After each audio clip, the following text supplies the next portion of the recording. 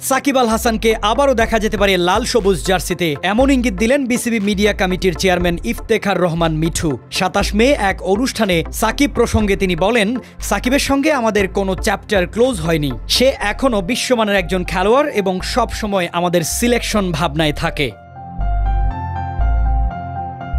সাকিব সর্বশেষ খেলেছেন ২০২৩ সালে ভারতের বিপক্ষে, এরপর জাতীয় দলে আর দেখা যায়নি তাকে। দেশে ফিরে অবসরের চিন্তা থাকলেও রাজনৈতিক পরিস্থিতি ও আন্দোলনের কারণে তা বাস্তবায়ন হয়নি। পরে বোলিং অ্যাকশন নিয়ে নিষেধাজ্ঞায় পড়েন তিনি।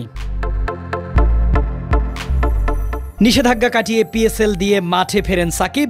লাহোর কালান্দার্সের হয়ে খেললেও প্রত্যাশিত পারফরমেন্স দেখাতে পারেননি। অ্যাকশন শুধরানোর পর পিএসএল তার প্রথম টুর্নামেন্ট, মাত্র ২টি ম্যাচ খেলেছেন। আরও কিছু ম্যাচ খেলুক, তারপর বোঝা যাবে সে কতটা প্রস্তুত। তবে সে আমাদের পরিকল্পনার বাইরে নয়।